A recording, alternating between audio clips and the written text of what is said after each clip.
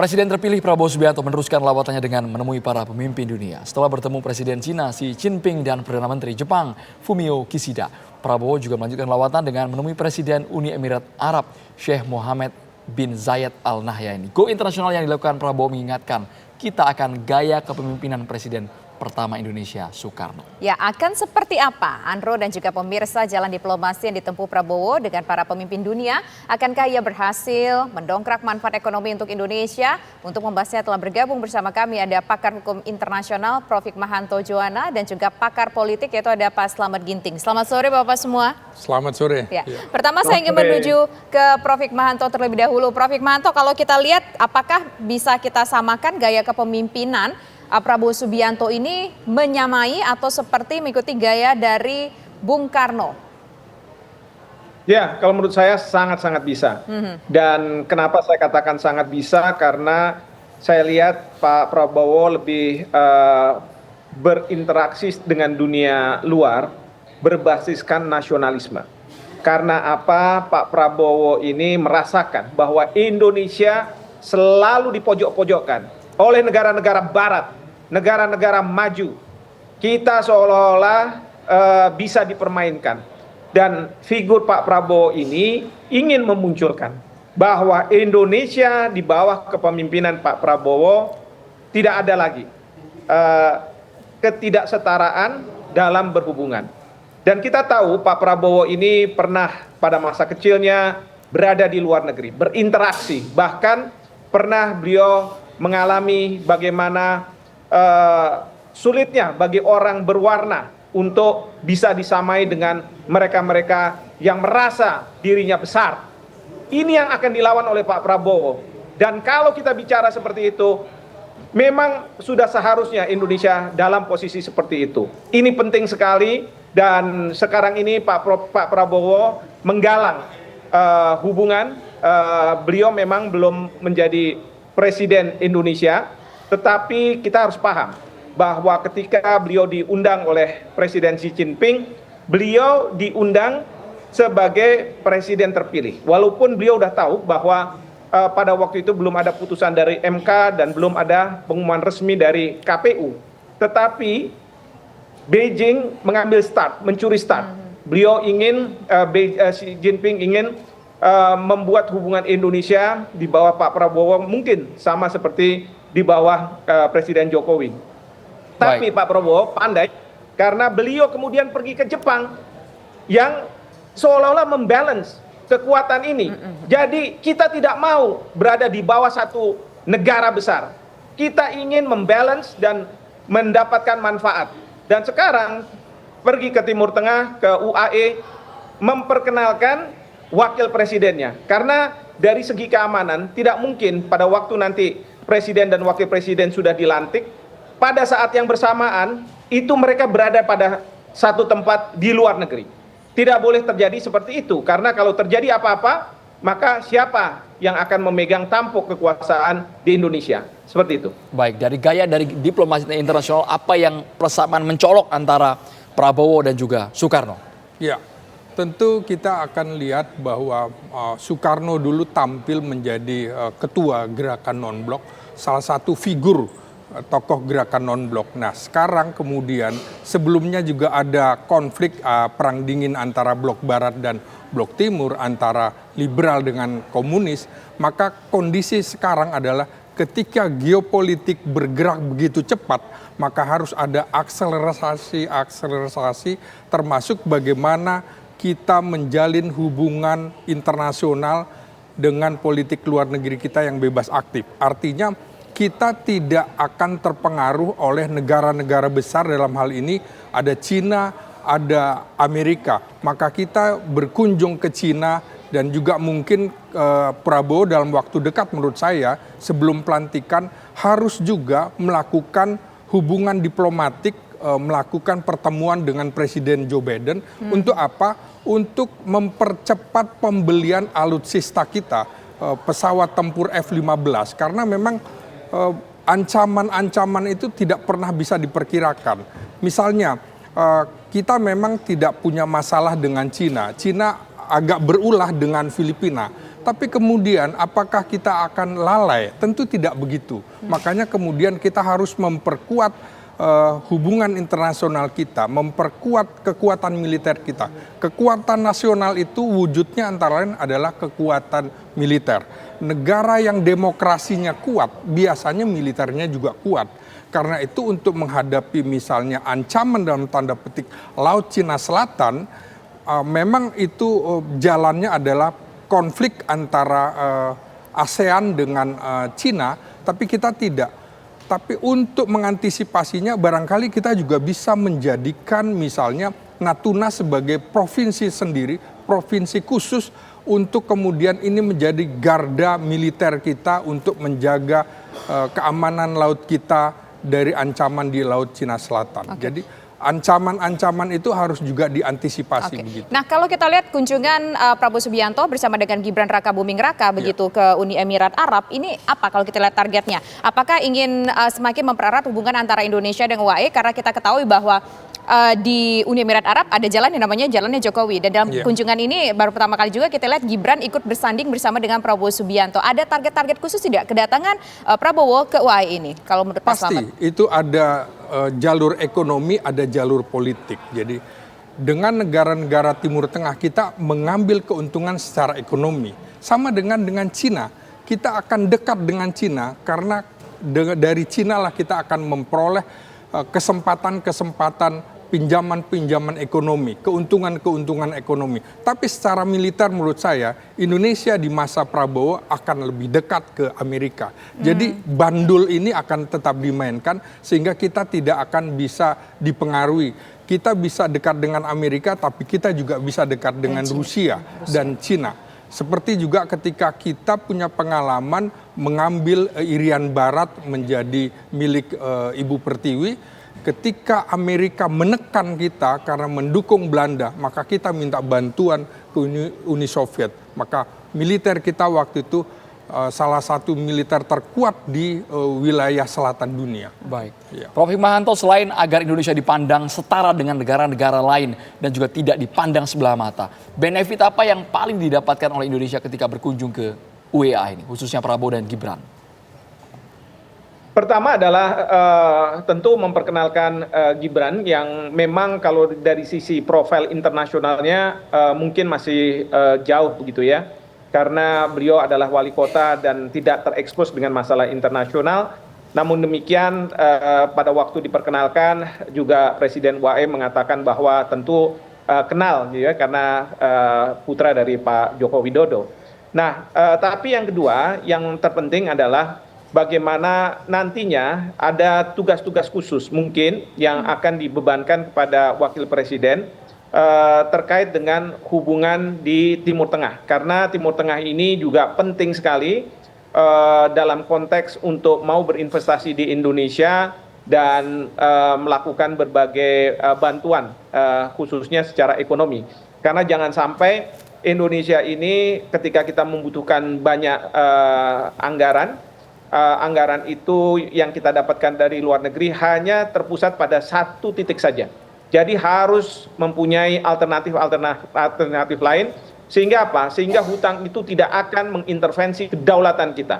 Itu yang sangat penting dan itu yang mungkin Pak Prabowo sangat paham, sehingga beliau sebelum menjadi presiden, beliau sudah berinteraksi dengan berbagai pemimpin dan pemimpin-pemimpin dunia, mereka juga ingin sekali bertemu dengan Pak Prabowo untuk memastikan bahwa kepentingan mereka di Indonesia, kepentingan mereka di kawasan yang di mana ada Indonesia itu terjaga, tidak terganggu.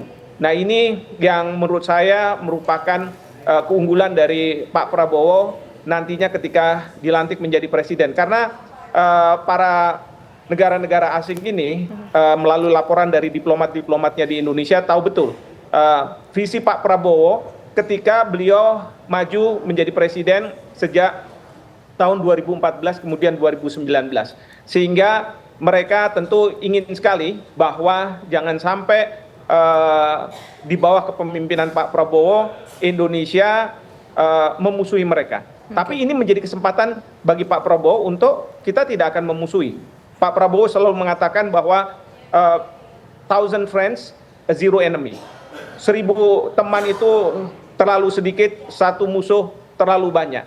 Sehingga apa? Beliau ingin menjaga jarak yang sama. Nah, inilah yang harus dipahami oleh negara-negara yang akan berinteraksi dengan Indonesia di bawah kepemimpinan Pak Prabowo. Seperti itu. Ya, di tengah kondisi global, geopolitik global yang tidak menentu saat ini, kira-kira pemimpin dunia mana lagi yang sebaiknya ditemui ataupun mungkin juga dalam tanda kutip bersilaturahmi dengan Presiden Republik Indonesia terpilih Prabowo Subianto?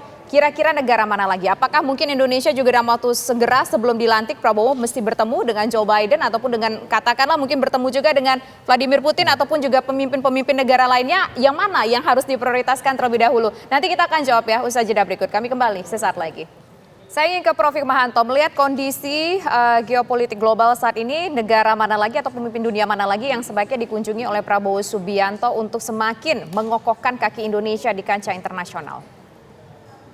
Pertama adalah negara P5. P5 ini adalah negara yang punya hak veto di Dewan Keamanan PBB. Jadi Amerika Serikat, Rusia, Cina sudah dikunjungi oleh beliau, Inggris dan Prancis. Nah, tinggal sekarang mengatur waktu. Kita tahu di Amerika Serikat sedang ada pemilihan presiden dan mungkin Presiden Joe Biden sedang sibuk mengurusi Israel. Oleh karena itu, ini harus menunggu waktu. Tetapi menurut saya bisa saja kunjungan dilakukan ke Presiden Putin, karena Presiden Putin sudah menyampaikan selamat juga kepada Pak Prabowo sebagai presiden terpilih. Dan kemudian harapan kita kalau Pak Prabowo ke Rusia itu pasti akan dari pihak Amerika Serikat sangat eager untuk mengundang Pak Prabowo ke Amerika Serikat. Nah, cara-cara seperti inilah yang nantinya akan kita lihat di dalam pemerintahan Pak Prabowo, ya. Dan kemudian setelah itu kita harus fokus ke kawasan, di mana di situ ada Australia, Jepang sudah dikunjungi oleh Pak Prabowo, tapi ada juga yang penting adalah Korea Selatan dan kemudian juga India, karena India negara besar yang juga perlu untuk kita dekati dan kerjasama. Tentu setelah itu baru negara-negara ASEAN. Biasanya kalau negara-negara ASEAN adalah ketika presiden sudah dilantik, maka kunjungan pertama ke luar negeri adalah ke salah satu negara ASEAN. Nah, itu yang menurut saya penting untuk dikunjungi oleh Pak Prabowo, seperti itu. Prof. Hikmahanto, tapi Anda melihat kedekatan secara personal antara Prabowo Subianto dan juga Vladimir Putin sejauh ini apakah bisa menjalin kerjasama yang lebih dari itu? Tentu sangat bisa sekali, ya sangat bisa sekali. Karena saya juga melihat bahwa Pak Prabowo ini ketika beliau bertemu dengan para pemimpin dunia, tokoh-tokoh dunia, beliau tidak punya masalah dengan bahasa, beliau bisa at ease katakanlah, dan beliau tipe pemimpin yang menyatakan apa adanya, dan itu penting. Biasanya kalau kita dengan pemimpin atau tokoh dunia suka ada ewo pakewo, ya ini tidak akan terjadi pada Pak Prabowo, saya yakin. Tapi juga sebenarnya pada waktu Pak Presiden Jokowi ketemu sama Joe Biden juga tidak ada ewo-pakewohnya ketika Presiden Joe Biden menanyakan apa yang kita bisa lakukan untuk memperkuat hubungan Indonesia dengan Amerika Serikat. Lalu Bapak Presiden mengatakan adalah hentikan serangan Israel ke Gaza.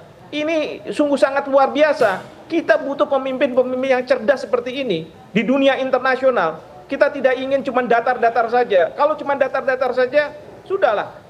Menurut saya Indonesia itu kan tidak bisa maju besar. Karena apa? Personifikasi dari Indonesia ada di tangan presiden. Jadi itulah yang penting. Nah, ini nanti semua akan dibantu oleh Kementerian Luar Negeri memfasilitasi ini. Dan Kementerian Luar Negeri harus mendukung presiden yang punya hal seperti ini. Jangan kemudian nanti dibilang jangan ini, jangan itu. Tidak boleh. Jadi harus difasilitasi. Seperti itu. Oke, nah sekarang saya ingin ke Pak Slamet Ginting. Pak Slamet, kalau kita melihat dari sepak terjang sejarah di zaman Bung Karno dulu, begitu karismatik sekali seorang Bung Karno. Nah, apakah nanti ketika Prabowo Subianto saat ini sudah menjadi presiden terpilih, walaupun belum dilantik begitu, ketika sudah dilantik nanti, kemudian dengan melakukan berbagai macam kegiatan atau aktivitas di kancah internasional, apakah beliau, Prabowo Subianto, punya karisma yang sama kuatnya nanti dengan Bung Karno? Tentu konteksnya berbeda. Tapi kalau kita lihat latar belakang Prabowo yang dari militer, itu biasanya sangat herois dan juga pernyataan-pernyataannya sangat nasionalistik.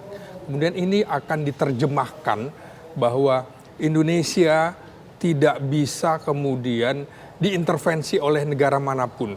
Dalam penyelesaian politik luar negeri yang dikemukakan oleh Prabowo dalam kampanye-kampanyenya, dia mengemukakan tentang ASEAN Way atau Jalan Asia. Maka penyelesaian kasus di Asia diharapkan negara-negara besar Eropa itu jangan campur tangan. Biarlah ini diselesaikan sesama Asia. Kita punya pengalaman menarik dalam hal ini. Karena Cina juga melakukan ASEAN Way sejak 2013 dan ini yang diadopsi oleh Prabowo dalam kepemimpinannya sekarang ini. Kita punya pengalaman lepasnya sipadan ligitan karena kita tidak bisa menyelesaikan secara Asia, sama Asia, tapi dibawa ke Mahkamah Arbitrase Internasional, sipadan ligitan kita hilang. Dan seharusnya juga TNI, militer itu kan tidak boleh menyerah. Nah, disinilah kemudian kita melihat bagaimana gaya diplomasi dan militernya Prabowo akan terlihat dan ini lebih Indonesia akan hadir di kancah-kancah isu global, geopolitik global. Nah, sehingga kehadiran Indonesia akan disorot dunia internasional bahwa Indonesia akan menjadi pemain internasional di era Prabowo. Tapi sampai sejauh mana Pak Slamet melihat peran Prabowo di tengah mungkin selisih antara Amerika dan juga Cina, isu perang dagang pula yang menyelimuti negara-negara superpower di sana? Ya, karena itu saya bilang untuk ekonomi di era Prabowo ini kecenderungannya akan lebih dekat ke Cina, tapi kemudian secara pertahanan keamanan akan lebih dekat ke Amerika karena memang Prabowo juga punya kedekatan pendidikan militernya antara lain juga kayak di Eropa dan di Amerika punya link and match yang sangat bagus. Di sini kemudian menjadi kredit point bagi Prabowo bagaimana dia bisa diterima oleh siapapun, oleh pemimpin negara manapun dan ini akan banyak hadir di forum-forum internasional termasuk PBB dan kita ingat bagaimana Soekarno menjadi singa podium di sidang-sidang umum PBB. Saya kira gaya pidato Soekarno yang meledak-meletup itu juga akan diikuti oleh Prabowo. Kalau perlu membawa mengetok-ngetok podium itu dengan sepatu untuk menunjukkan bahwa kalian perhatikan Indonesia ini bukan negara kemarin sore. Kita juga bisa menyelesaikan kasus-kasus kita pernah berperang dengan negara-negara besar. 50-60 tahun yang lalu kita juga bisa menyelesaikan persoalan Irian Barat, menghadapi Amerika, menghadapi Belanda, menghadapi Australia, lewat Komisi 3 Negara dan lain-lain. Kita bisa. Jadi diplomasi dan militer itu akan seiring dan sejalan. Dan karena itu Prabowo harus punya strategi terukur dalam politik luar negerinya, jangan gamang. Kita tetap politik luar negeri bebas aktif dan kalau tadi ada pertanyaan dengan bagaimana dengan hubungan dengan Rusia, kita punya kedekatan luar biasa. Pada tahun 60-an malah kiblat kita lebih dekat ke Eropa Timur, Rusia dan lain-lain, termasuk ekonomi dan lain-lain. Nah karena itu kehadiran Prabowo yang disambut dengan sangat cepat oleh Presiden Putin dalam memberikan ucapan selamat itu adalah sinyal bahwa Rusia akan juga segera merapat ke Indonesia sekaligus barangkali menawarkan seperti Sukhoi ketika eranya Megawati. Megawati membawa nama belakang Soekarno, kedekatan dengan Uni Soviet Rusia. Kita lihat waktu itu Sukhoi pesawat-pesawat tempur kita juga produk-produk sana. Saya kira juga nanti bukan cuma produk Amerika, tapi produk Rusia juga akan hadir memperkuat alat utama sistem persenjataan kita. Oke, saya ingin ke Prof. Hikmahanto. Prof. Hikmahanto, biasanya kalau misalkan dalam sebuah pertemuan-pertemuan seperti ini belum sah dilantik menjadi presiden meskipun sudah menjadi presiden elect begitu ya Prof. Hikmahanto. Hal apa sih yang biasanya kemungkinan diperbincangkan oleh Prabowo Subianto kemudian juga dengan pemimpin-pemimpin negara yang ia temui? Apakah mungkin lebih kepada satu fokus ke ekonomi atau militer atau mungkin aspek-aspek lainnya, Prof? Yang pasti ketika saat ini Pak Prabowo sedang berpergian ke luar negeri, tentu beliau mengatasnamakan Menteri Pertahanan. Jadi masalah militer tentu mungkin tidak dibahas. Jadi ada pembahasan-pembahasan mengenai masalah itu. Tetapi pada saat yang bersamaan, justru pertemuan-pertemuan ini sebenarnya untuk memperlancar hubungan ketika beliau menjadi presiden. Mungkin saja bahwa di dalam pertemuan-pertemuan tersebut sudah ada wishlist kira-kira apa yang diharapkan Indonesia misalnya ke UAE dan apa yang diharapkan oleh UAE terhadap Indonesia. Demikian juga ketika Presiden terpilih Prabowo pergi ke Cina atau ke Jepang, juga ada wishlist yang disampaikan karena pada waktu beliau datang ke Cina ataupun ke Jepang bahkan juga ke UAE itu sudah dalam konteks seolah-olah beliau adalah presiden walaupun masih presiden terpilih, sehingga sudah ada pembahasan-pembahasan mengenai hal tersebut. Memang kekurangannya adalah misalnya Kementerian Luar Negeri, para diplomat kita mungkin tidak bisa mendampingi karena beliau bukanlah sebagai seorang presiden ya di Indonesia. Tetapi ada diplomat-diplomat tertentu yang tentu bisa mendampingi Pak Prabowo ketika beliau berkunjung ke sejumlah negara ini. Tapi sekali lagi ini untuk memperlancar hubungan sehingga yang dibutuhkan dalam era sekarang ini adalah muka. Jadi kalau misalnya kita melakukan hubungan secara formal dengan tata krama diplomasi dan lain sebagainya dan tidak ada keakraban, sebenarnya akan sulit kita membuahkan kerjasama yang positif. Nah disinilah pentingnya kunjungan-kunjungan sebelum Pak Prabowo dilantik menjadi seorang presiden. Bagaimana membuat keakraban di antara para pemimpin ini kemudian bisa nantinya ketika Pak Prabowo dilantik menjadi kerjasama yang sangat positif bagi negara. Masing-masing kepala pemerintahan sudah tahu posisi mereka ada di mana dan bagaimana mereka bisa memastikan bahwa kerjasama itu akan terjalin. Seperti itu. Baik Prof. Hikmahanto. Lalu setelah ini menurut pandangan Pak Slamet Ginting di tengah dinamika geopolitik dunia yang sulit untuk diprediksi, banyak tekanan, mungkin mereka punya kepentingan kebijakan yang ingin menguntungkan negara masing-masing. Jadi setelah ini prediksi Anda Prabowo akan kemana? Nah, dalam waktu dekat, akhir bulan ini akan ada pertemuan Forum Shangri-La di Singapura. Itu akan dihadiri oleh para pemimpin negara-negara di dunia, termasuk pemimpin-pemimpin militer. Dan situ kehadiran Prabowo jadi pas gitu. Jadi sebagai presiden terpilih, kemudian juga sebagai Menteri Pertahanan. Dia paling tidak akan bertemu dengan panglima-panglima militer negara-negara kuat termasuk Inggris dan Amerika. Disinilah sebenarnya secara ekonomi kita tidak membuang-buang waktu lagi bagi Prabowo untuk berkunjung ke banyak negara. Seperti saya bilang tadi, fokusnya terutama menurut saya untuk mengantisipasi ancaman di Laut Cina Selatan. Dia harus segera bertemu dengan Presiden Joe Biden dalam waktu yang kira-kira 2-3 bulan sebelum pelantikan untuk mempercepat pembelian alutsista kita, terutama peremajaan pesawat-pesawat tempur F-15 kita. Jadi fokus Prabowo menurut saya antara lain setelah ke Cina, maka sekarang harus menemui Presiden Amerika dan setelah itu kepada Presiden Rusia Vladimir Putin. Oke baik, sekarang kita ingin menuju ke Prof. Hikmahanto. Prof. Hikmahanto mungkin juga sepakat ya, tadi juga sudah sempat dibahas oleh Prof. Hikmahanto ada beberapa pemimpin dunia yang harus dikunjungi, baik itu Putin, Biden, kemudian juga Perancis. Nah tiga-tiga ini yang mana yang paling prioritas dulu harus segera ditemui Prof. Hikmahanto untuk kondisi-kondisi terkini? Kita ketahui bahwa ada kondisi yang tidak mengenakan di kancah internasional saat ini. Ya sekarang terus terang sulit untuk kita mengatakan prioritas yang mana. Karena apa? Karena masing-masing pemimpin tentu punya kesibukan mereka masing-masing. Seperti tadi saya katakan, Amerika Serikat, Joe Biden mungkin sibuk dengan pilpres yang akan dihadapi dan kemudian juga penanganan terhadap masalah Israel.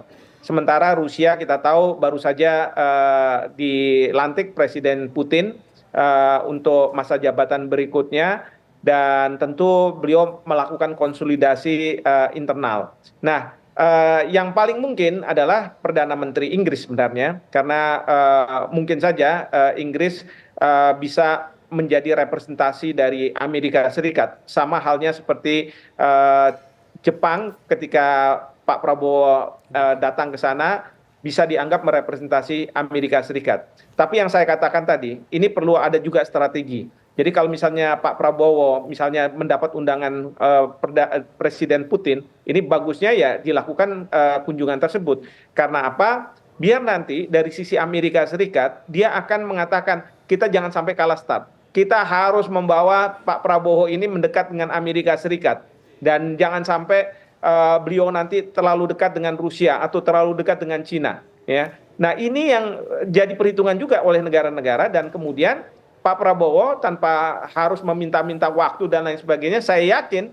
pasti akan diundang untuk datang ke Amerika Serikat dan kemudian melakukan banyak pembicaraan dengan harapan pada waktu nanti beliau dilantik, maka beliau bisa menjaga jarak hubungan Indonesia dengan Cina, hubungan Indonesia dengan Amerika Serikat yang sama, ya tidak terlalu berpihak ke salah satu.